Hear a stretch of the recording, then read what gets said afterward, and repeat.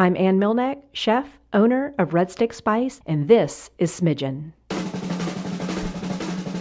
You're listening to Smidgen, the Red Stick Spice Company podcast located directly between a dash and a pinch, where it's all about the tips, tricks, and tools to make home cooking easy and doable. We did our research and it's proven. Mealtime's where it's at. And now your host, Ann Milneck. Hi, Catherine. Hey, Ann, how are you? I'm well. How are you? Really good. I'm so excited for our conversation today. Because you said you needed stock tips. I do. You right? know, I looked at my Roth IRA and I was like, I need to speak to Ann, find out what's going on. Wrong podcast. Oh, dang it. We're here to talk about stock because we're talking about fundamentals and some of the basics. And so we're turning the tables a little bit. Usually you're doing the interviewing, but I'm going to be talking to you today because stock's important. Yes, absolutely. One of the basics, absolutely something that a beginner cook should be able to wrap their brain around. Is it overstating it to say that stock is one of the fundamentals of cooking? And start introducing us to why stock is so important. So definitely a fundamental, in culinary school, it was one of the first things we did, knife skills and making stocks and understanding the difference between stock and broth and understanding what all goes into a classic stock. So yes, the simple answer is yes. If someone is committed to learning how to cook, it is definitely something they should commit some time to learning how to make a good stock.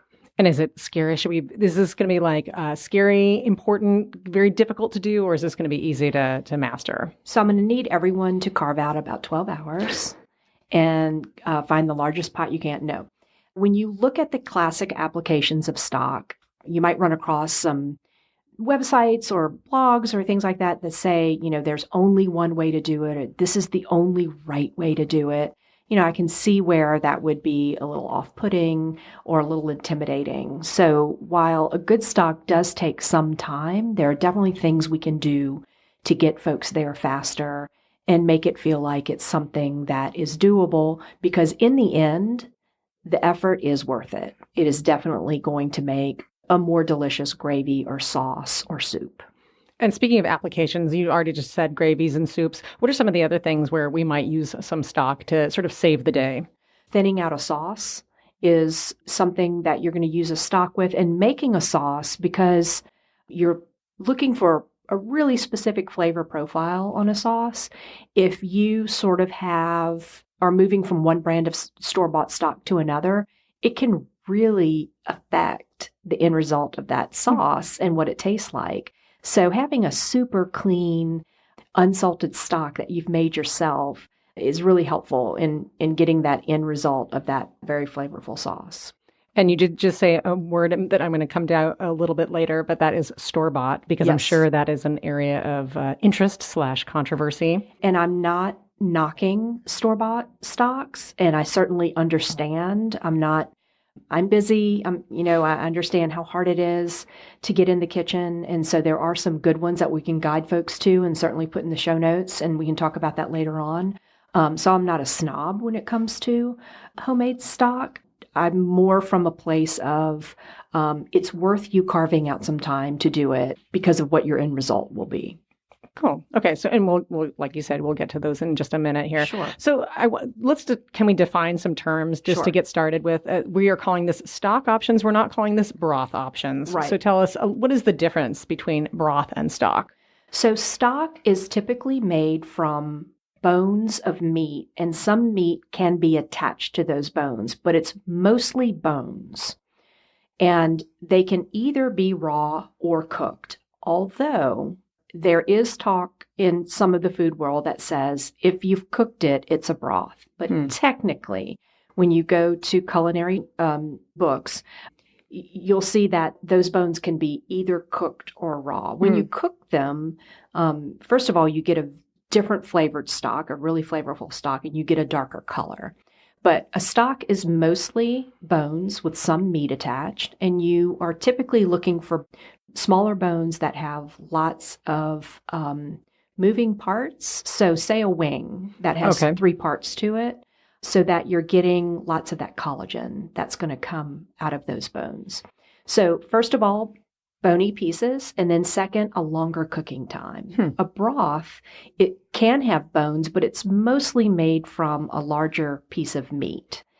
So something like a chicken breast is one of my favorite ways to make broth.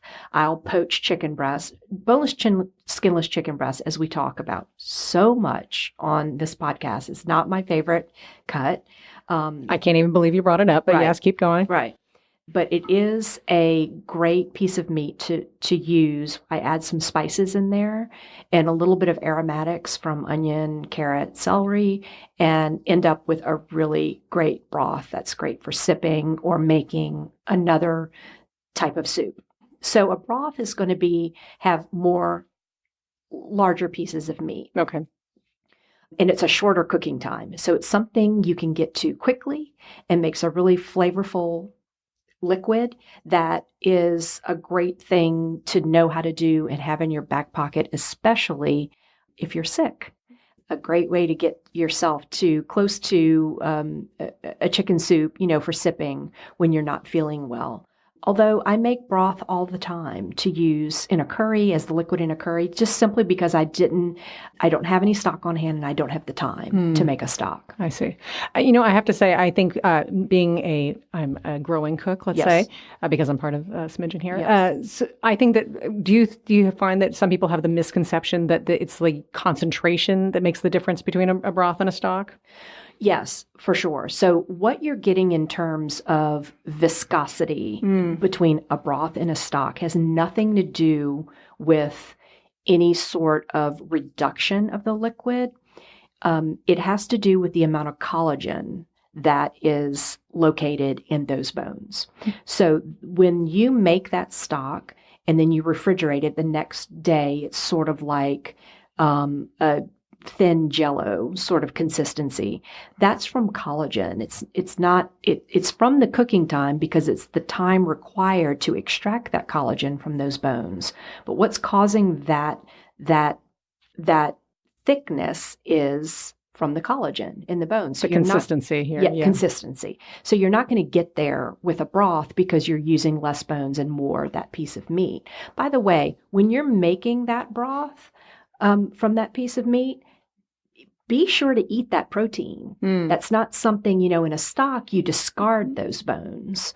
But when you're making a broth, if that piece of meat, I'm chopping that poached chicken to either put back in that broth as a soup, or I may use that poached chicken for like chicken salad or something like that. So that's another big differentiation of when you're making a broth versus a stock. You don't see a lot of stocks being made from turkey. Certain proteins don't lend themselves to an all-purpose stock. If you're going to use your Thanksgiving Day turkey to make a stock, you're going to be making turkey gumbo. Well, that's what I was thinking. Day. This is the classic. That's where most people would be doing something like this on the regular. Is like that would be part of the tradition. Is the next day after Thanksgiving, there goes the carcass into the big soup pot. Exactly. So you are making a stock at that point because there's lots of bony pieces. One thing that I do think that happens with that chicken stock, and a lot of times I refer to it as chicken broth, is because you may not do that long simmer to extract all that collagen. It may be something that you only work with for maybe 2 to 4 hours versus that longer cook time that's required to make that stock, to pull all that collagen out of there. So but here's the thing. Let's not get lost in all this terminology. Let's not everyone get nervous about the rules. If you were putting a piece of chicken in some water with an onion and carrots and a few spices and making a flavorful liquid, you just did it right, no matter what it's called. If you're cooking from whole ingredients, if you're giving this a shot, then you're doing it right. Excellent. I love how you always give us the rules, but then you also empower us to bend those rules as need be. That's great. So I know when I talked just now about this 4, 6, maybe 8 hour cook time, a lot of people just clicked and went away. Let me tell you how you're going to get there. And it's what we do at Red Stick Spice all the time. We put those ingredients, whether we're making a vegetable stock or a chicken stock, we most often make vegetable stock, but whatever the case, Our crock pot on low is the perfect heat for a stock.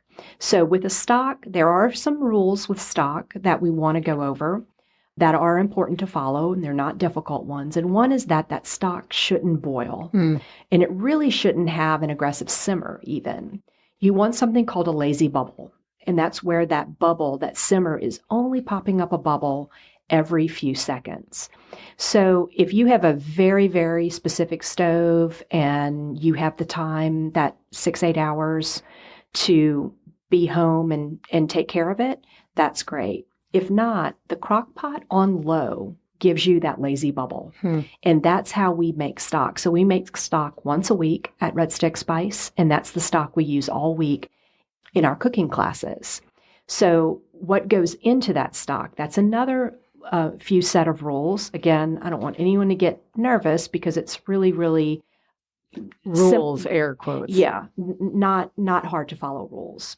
So when it comes to vegetable stock, we're pretty picky about what goes into it. So all of our onion peelings, including the onion paper and garlic paper, go into our zip top bag for our stock bag that we have all the time going at Red Stick Spice.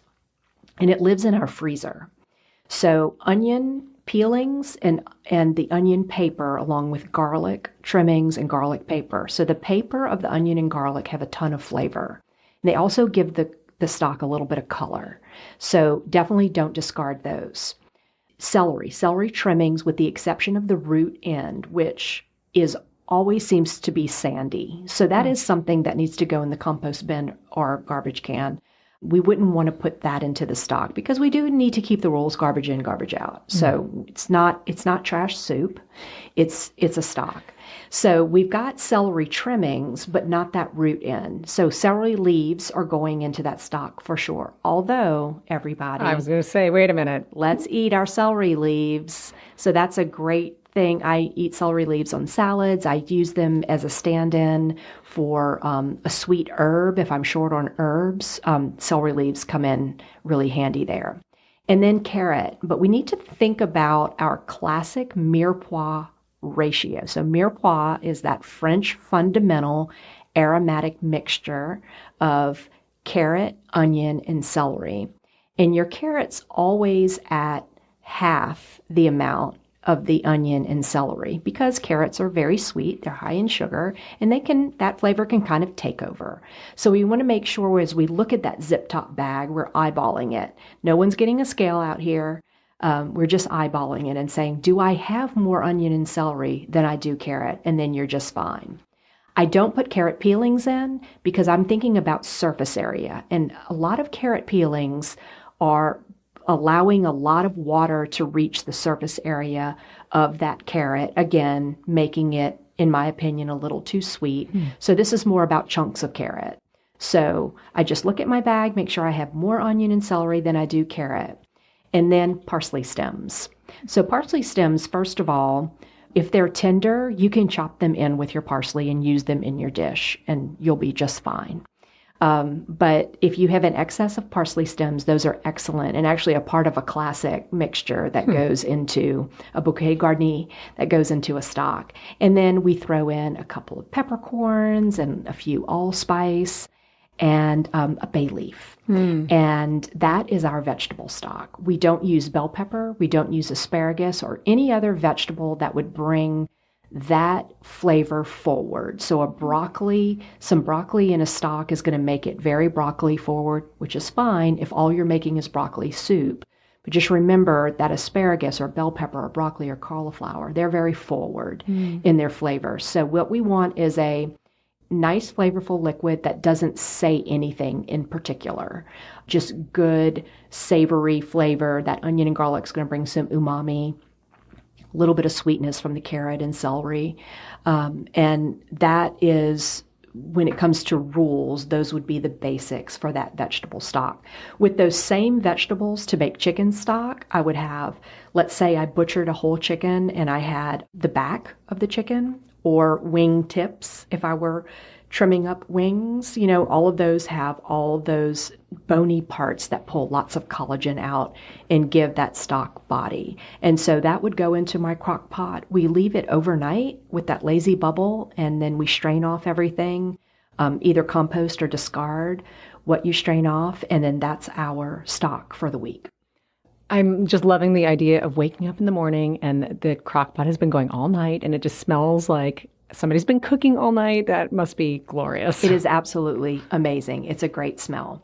One other thing I want to say about the onion is we have put trimmings and skins from purple onion in the stock. Really delicious, but you do get a dark brown stock. So just know that your stock's going to be very dark. So it sounds like there's a theme here. If it's something that's very pronounced, it's going to be anything that's sort of dominant. You're going to really see that in the stock, whether it's the flavor or the coloring. Exactly. Those kinds of things. Yeah. Exactly. Now, because I'm listening very closely to Smidgen, I want to know, is there any oil added at this time? Any fat added at any time? And what about our friend salt when you're making your stocks? So traditionally, there would be no oil or fat, although there is fat on the meat attached to the bones. There's probably not going to be completely clean bones going into that stock. So there is meat attached. But in terms of any additional fat of butter or oil or anything like that, you wouldn't add anything there.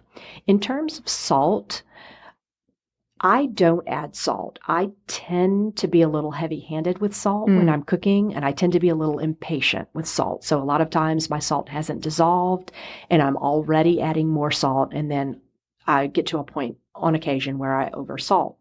In terms of the fundamental rules, the very classic rules would say no salt.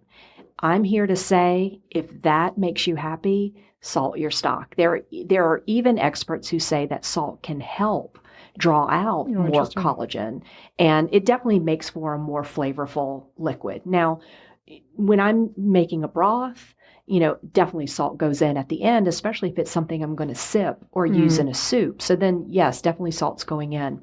That is my one issue with some store-bought stock, is that they are too salty. And that really poses a problem in the dish, especially if you're a novice and you're following that recipe to a T you've added the stock and you've added the salt. You've suddenly oversalted your dish. So in terms of store-bought salt, that would be my sort of one rule, is always go for unsalted store-bought stock.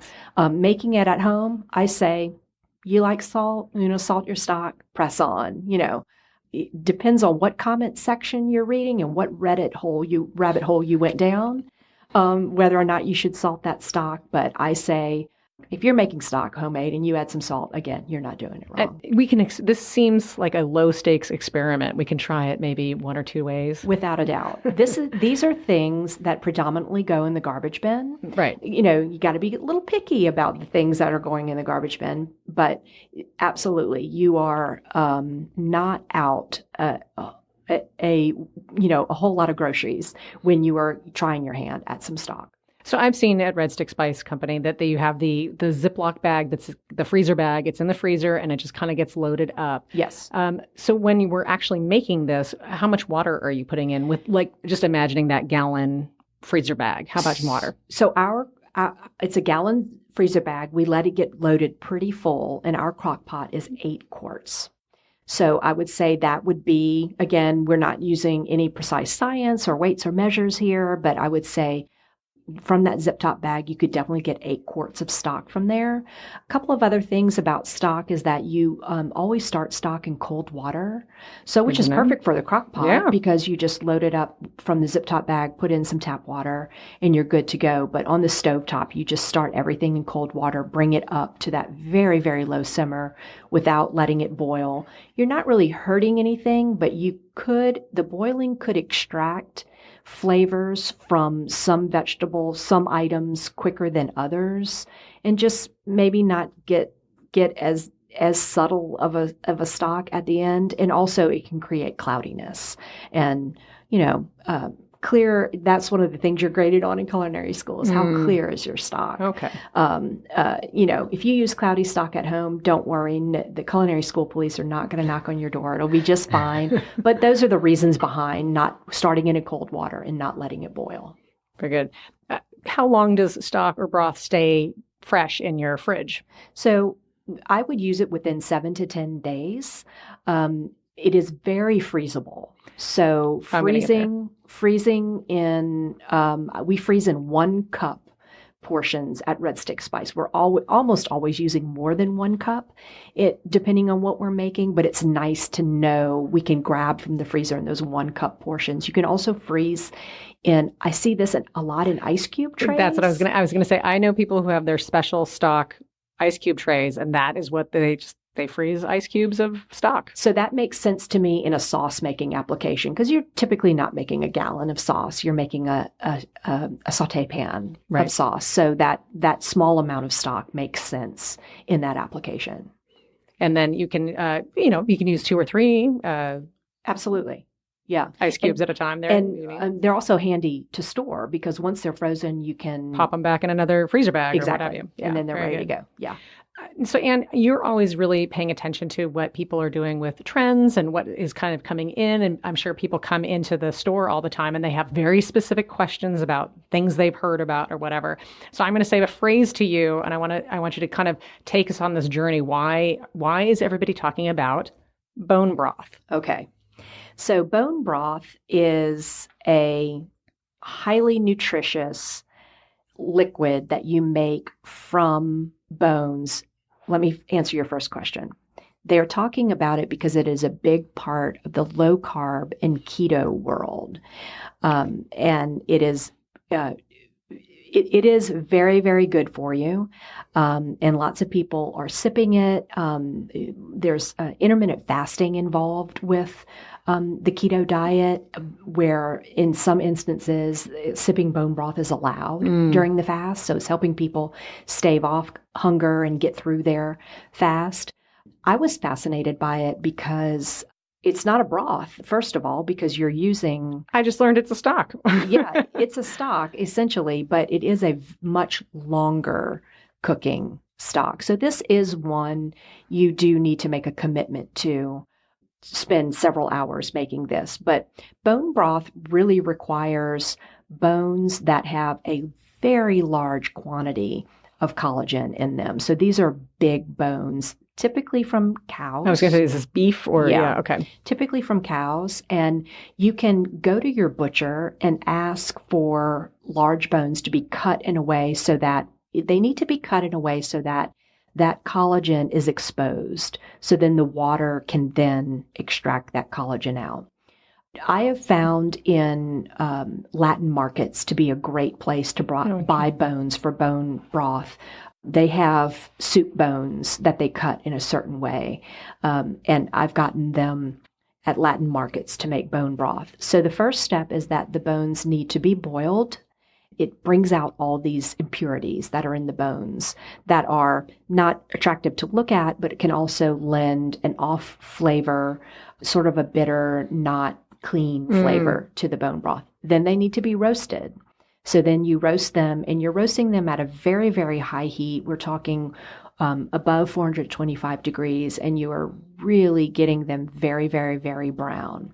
And then it goes into your water to make the bone broth. So it's like we're resetting and we're starting from the roasted now. Right. Oh, wow. So, and then the cook is very long. I've seen anything from 8. I've seen some where they say you need to cook for 24 hours.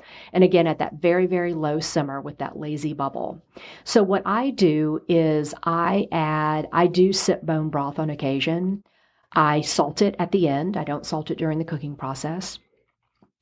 I add the seasonings that go into the Vietnamese soup pho. And so we have a blend in the store called what's pho dinner, right? And I put that in a cheesecloth pouch and I drop it into, for that entire cook time, I'm also simmering it with these spices. There could be some anti-inflammatory benefits happening there, but mainly I do it for flavor. I love pho, and just makes me happy to sip bone broth that has those little hits of ginger and star anise and that little Szechuan peppercorn. I can smell it already. Yeah. So I drop that in there. You can also add aromatics.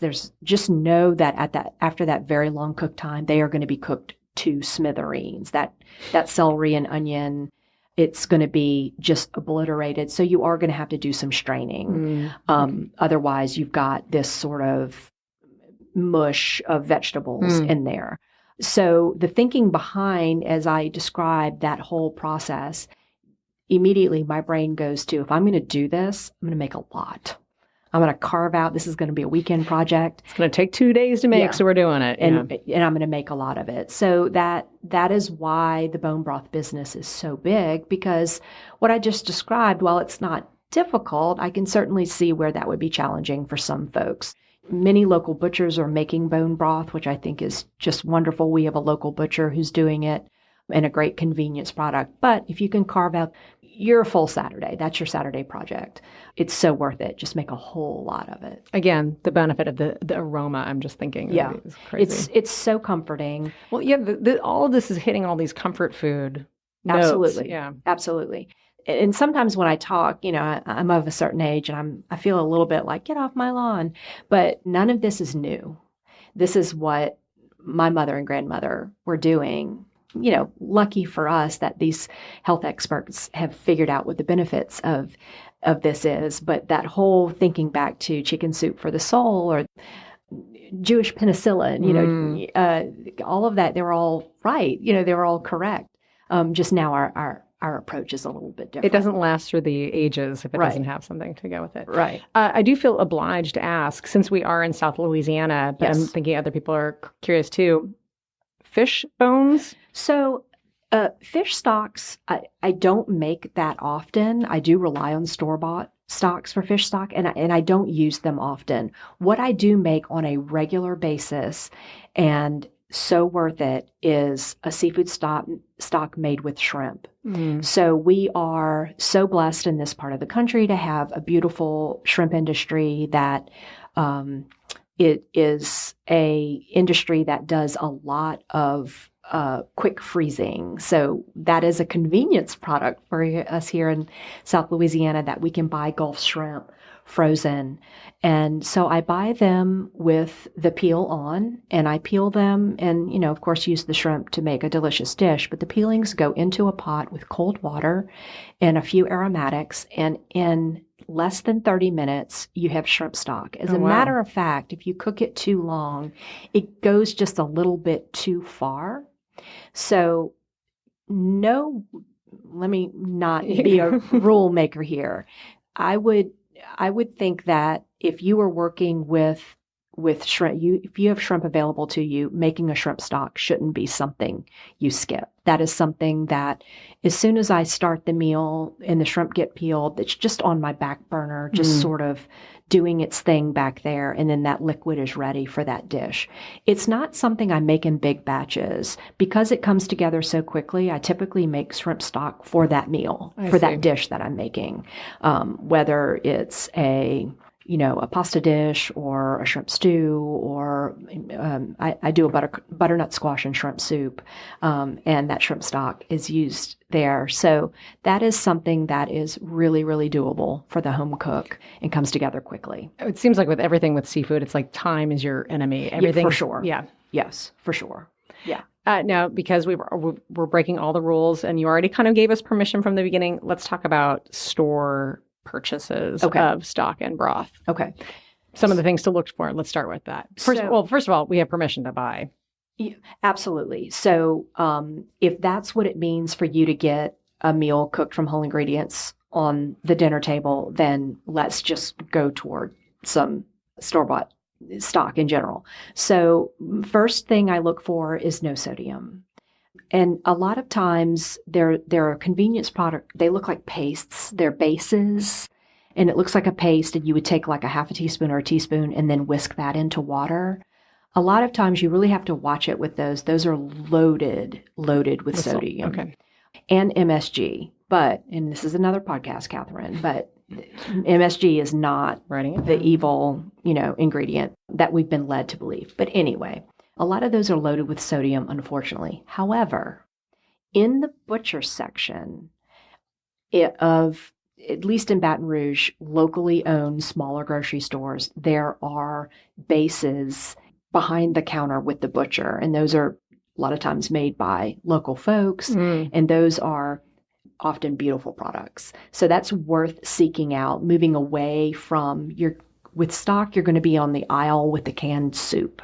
That's where they store the stock. But a lot of times your butcher will have a base back there. That's a great product. So number one, you're looking for no sodium. Number two, see if there's something they're making that the butchers are making themselves or it's coming from a local artisan. Okay. That would be the next thing I would look for.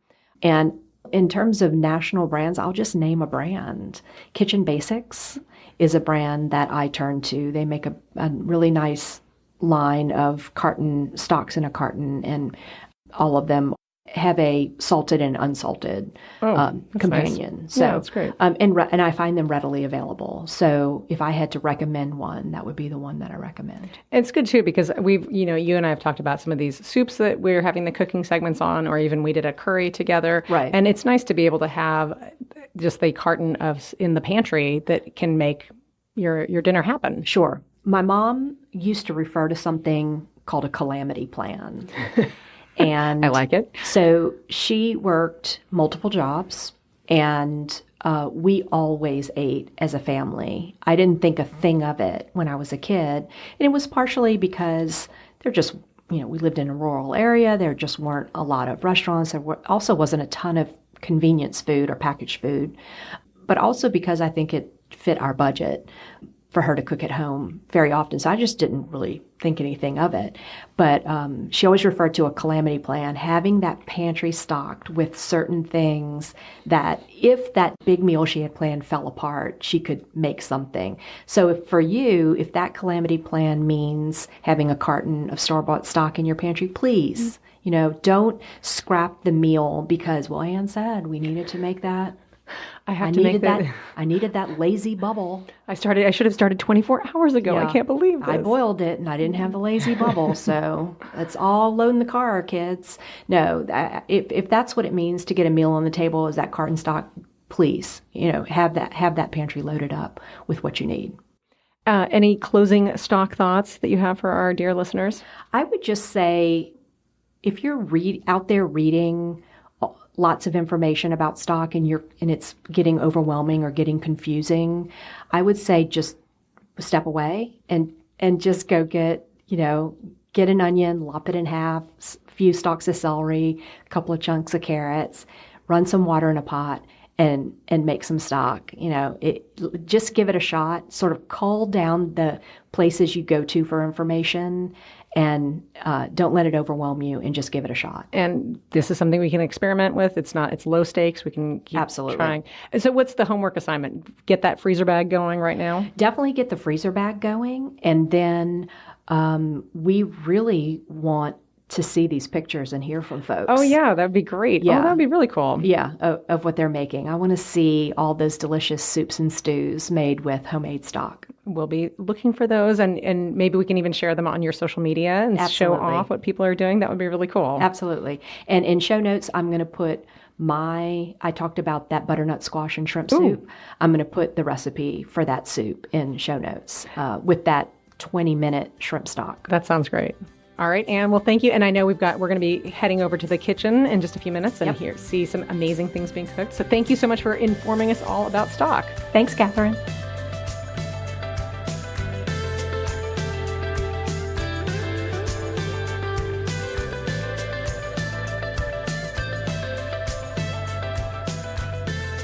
Welcome back to the cooking segment of Smidgen. We are back in the kitchen at Red Stick Spice with Madeline, store staffer Madeline. How are you? Hi, I'm great. I'm so glad you're game for doing this with me. You're a trooper. Okay, so we've already got some things going. So this is all about, well, first of all, this is soup and sandwich segment. You're down with both of those things, soup and sandwich? Yes. What is soup season, Madeline? Which day? Right, there you go. I could eat soups 365.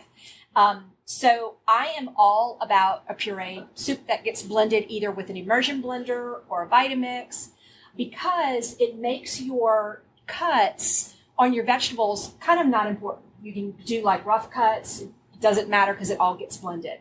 So we do have all of our aromatics meaning our celery. You chopped up our celery, our onion, and our carrot. And we have those in the pot with the lid on. And so lots of steam escaping there. They're sizzling away. And we're not looking to build up a whole lot of like fond in the bottom of the pot. We don't want to, no reason to make any like color on the bottom of the pot. What's fond? So fond is when you're sauteing your onions and they start to scorch on the bottom. Gotcha. Or if you were doing animal protein and you seared that animal protein in the pan or pot and it scorched and had that's just brown goodness on the bottom there. That's all building flavor. So in South Louisiana, we call it gradou. Everyone has different names for it. But we're actually just looking to sweat these vegetables. So we just need them to get soft so that we can proceed with our soup. Because the soup comes together after this point. If you blink, you miss it, like really, really quickly, with lots of pantry staples. So we need a tablespoon of curry powder to go in. And I gave you a teaspoon because why? It's a teachable moment. How many? Thank you. 3 teaspoons and a tablespoon, you guys.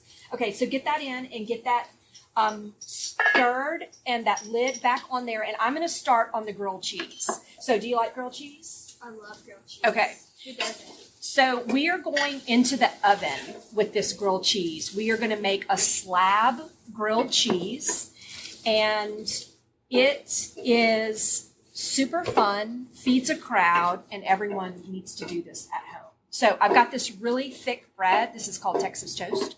And I am going to, rather than using butter, we are going to use mayonnaise on one side of each piece of bread. And I know you're not a fan, but we discussed we it. did. We discussed what is mayonnaise? Eggs and oil. Eggs and oil. Yeah. So I find a lot of people are a little ooged out about mayo. Is it the look of it? Is it the smell of it? I think it's the color. Okay. Yeah. I can understand that. So what's going to happen, these eggs, which have lots of fat in them from the yolks, and the oil, which is fat, when we place it buttered or mayo side down on the pan and the heat from that pan hits it, what's it going to do? It's going to do the same thing butter does. It's going to brown. So it's less about it being a mayo sandwich and more about a delivery mechanism for browning. I'm going to go with that. I just made that up, but I like it. And as you know, I invent lots of cooking terms, one of which we're going to use again later in this segment. We don't know how to spell it, but we know what it means. Okay, so I've made myself a gigantic mess here. Let's see if I can get this organized. So mayo side down on the sheet pan. And then I'm going to start building these grilled cheese sandwiches. So put this one right here. I need more room, more space. So I'll put our lids around the edge here. How's that? So mayo side down. Okay, now we need cheeses. So I've got a cheddar and a Monterey Jack. Other melty cheeses, you could go Gruyere. You could, do mozzarella if you wanted to. But I'm going to do cheddar, Monterey Jack, and another cheddar because we want them to be super cheesy. So I've got my oven pretty hot. It's right at 400 degrees. And what we're going to do is bake these grilled cheese sandwiches. I ran out of cheese. Okay, these two get double Monterey Jack. It'll be fine. Everybody, it's going to be just fine. Okay, so the lids go on, mayo side up. And this sheet pan that I'm building on is cool, but the sheet pan I'm going to put on top is in the oven. Nice. And so it's hot. So the reason why at home you'll be able to load up the sheet pan with sandwiches and put your second sheet pan on top. Red Stick Spice Oven doesn't allow that because these sheet pans ride on tracks. And so the 2 sheet pans would be on their own track and there would be no connection. So I actually have to do this where I build a foundation of sandwiches in the center. And then I take my hot sheet pan and set it on top. So since I have to use the smaller sheet pan so that they stay connected, I needed to make my sandwiches toward the center. But normally you could fill this whole sheet pan up. And now it needs a little bit of weight. You're not looking to smash it to smithereens. So I'm just going to put a little bit of weight on it, and that's a baking dish. Just put a baking dish right on top. And then that goes in the oven, and they're going to toast, and we're going to make grilled cheese to dip into our tomato soup. Okay. All right. So these go in the oven, and then we're going to continue with our tomato soup. So one thing I want to do is talk about the chopping of the aromatics, because we did a lot of that while we weren't here with the camera on. So I do want to talk about one of my, when we teach knife skills classes, and I know you've helped out with those classes. When we teach knife skill classes, my first rule when you're approaching a vegetable is to get to a flat side. So that first cut in the onion is straight through, so that then you have two flat sides. Turn them down on the flat sides, and then you are exponentially safer once you get to a flat side. So some things are super simple to think about. Cut a potato in half, cut an onion in half. Bell peppers are a little more tricky, but even a piece of celery can be tricky. And we want to make sure, even though there's not so much of a flat side to get to on celery, there is a great trick that we can do. So Amy Tortorich taught me this. She's a chef that helps me out here in the cooking classroom, and she actually teaches knife skills for us. But this is what she does. So you wouldn't want to cut with it on this side because it's rolling, and you have the possibility of it moving, and then your fingers are in the way and bad things happen. So this is how we get to our flat side. Flat celery. Who knew? So then we're going to go this way. Again, you don't have to be precise about it. We don't need beautiful cuts because we're going to puree, but you're going to go this way, and then you're going to turn it. We're actually even going to make it easier. You're going to do it in halvesies. You're going to go this way, and then you're going to turn it, and then you're going to chop this way. So you do that for us while we get ready. And we've already got our celery in our soup, so we're just going to save this for another time because all of our aromatics are already soft. But I thought this was a great example of how you look at each vegetable and figure out, how am I going to get this as flat as possible so that it's safer? You did that lightning fast. Good job. So our aromatics have been simmering away, sweating, and getting soft, and we started them off in our harissa olive oil. So Spicy. it is spicy, but it also has a lot of those sweet sweet spices like cinnamon, allspice. Definitely one that I'm turning to more and more. I've been using it a lot on salmon. Do you like the harissa oil, or is it too spicy for you? I like it. Yeah. I'm here for the spice. Yeah. And so another thing I like with the harissa olive oil are sweet potatoes. Just that those great sweet spices that love sweet potatoes. So I grew up with brown sugar and pecans and butter on sweet potatoes. So for me to be in a place where I can use a lot of these spice blends and just some harissa olive oil, it's a pretty big leap for me. Okay, let's get this soup going. So what's next? Read our recipe and tell me what's next. We've got our curry powder in, so we must be ready for tomatoes and stock. Yes. And then our coconut milk as well. So let's take the lid off. First, isn't that beautiful? Yes.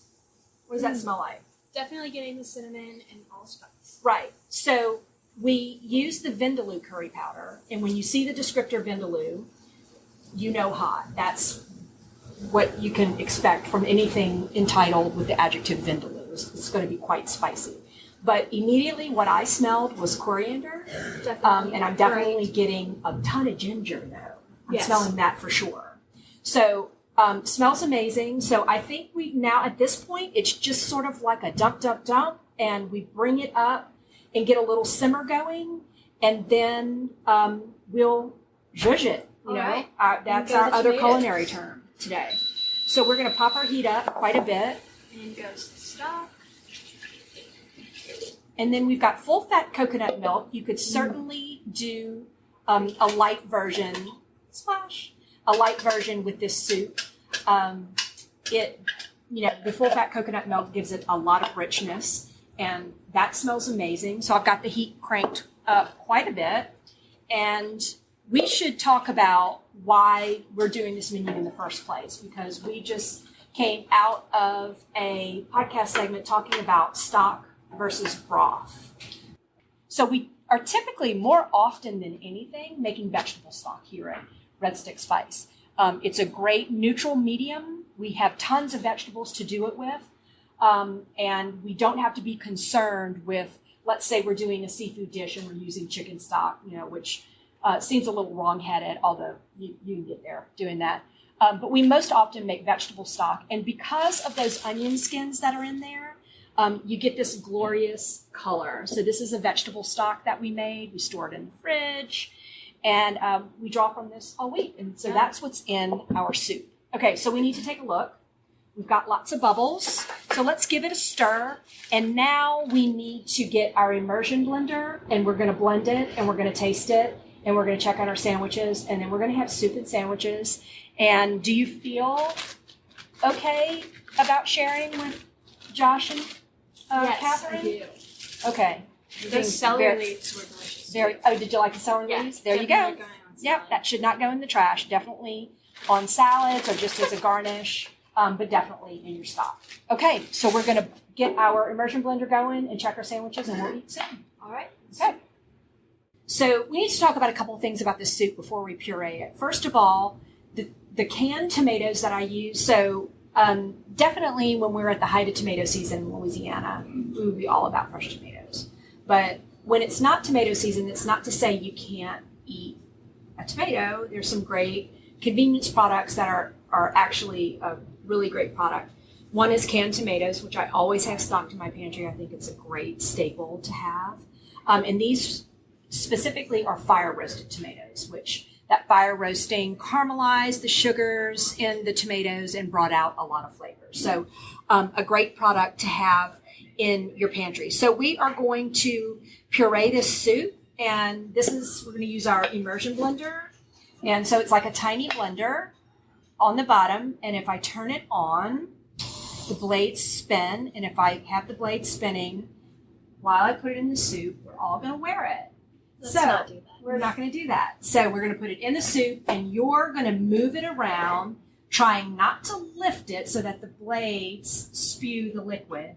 And I want to get this, now I'm all about a completely pureed soup. Like I want it like a bisque, super smooth and velvety. You could totally leave it part chunky if you like that sort of thing, but I like a completely smooth soup. So I'm the boss, and so we're going to make it completely smooth. Be careful not to lift that out of the liquid. Okay, go. There you go. Can you smell the grilled cheese? I can definitely smell the grilled cheese. I smell GBD, golden brown and delicious. Super technical term. And I'm actually going to take a look while you do that.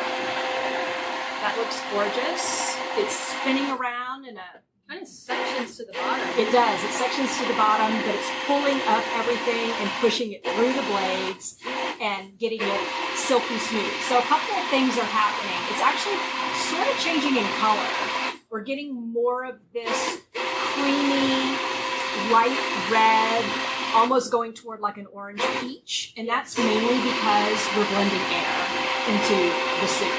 But you're starting to see your aromatic bits get smaller.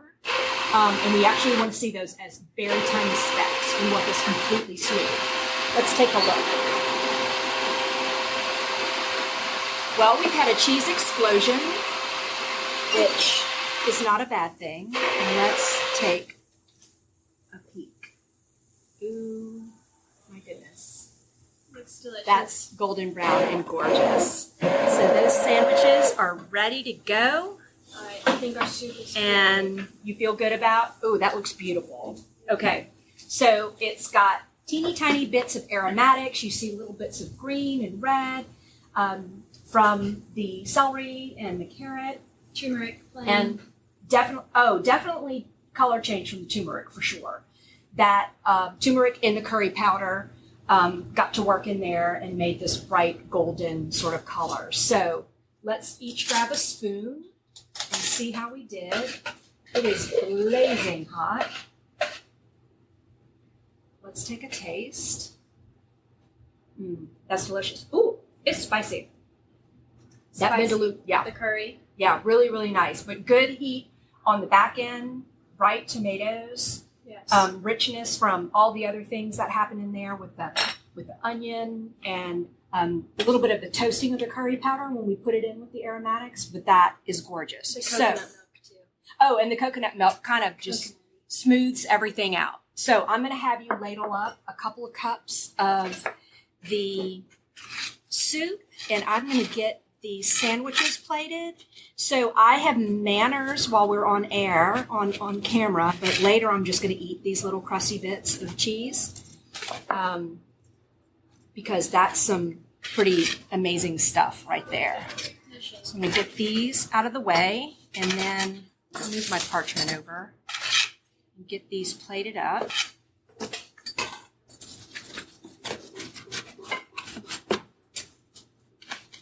All right, and so how would you describe the color of these grilled cheese?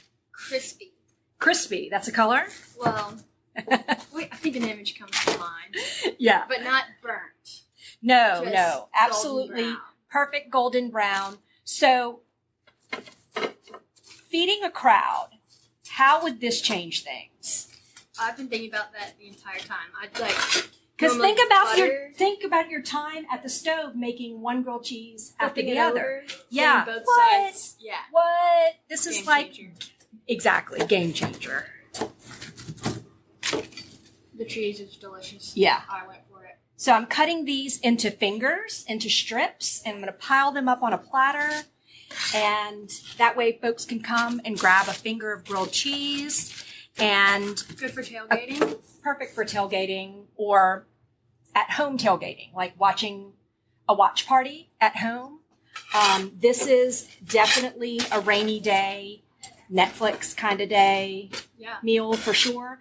But also what this meal can mean for a lot of folks is a supper that comes together in about 30, 40 minutes and an alternative to drive-through or a convenience packaged frozen meal of some sort. So that's what it looks like to me. We had soup and sandwich nights in my family growing up a lot. We just didn't eat out much. And there just wasn't as much convenience processed food as there is now, you know, in the frozen section. I can remember when one of the big box grocery stores started renovating several years back, and they built in a lot more frozen space than they did anything else because of the way the food industry was going. So this is whole food cooked from really solid ingredients that comes together quickly and is way better than anything processed or fast food. So look at that pile of sandwiches. And this looks like, to me, Clay's soccer team, Yeah. you know, coming over after practice or after a game. That would be perfect for them. So we've got our sandwiches, we've got our soup, and I say you and I should take a taste and dig in. So there's a spoon.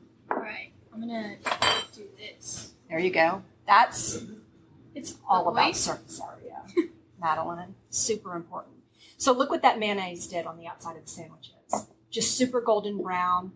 Actually, possibly a little more evenly and more vibrant than even better. Definitely. It's nice to take a break from the tomato basil vibe and go to curry, which who doesn't love? Exactly. So I'm a big fan of tomato basil soup. I'm all for it, especially at the height of basil season. Definitely. But this is a really nice break to take it in a different direction. So how'd we do? Another weeknight supper for you? Definitely. Good deal. Okay. This was fun. Thanks again for cooking with me. problem. All right. Bye, guys. Thank you.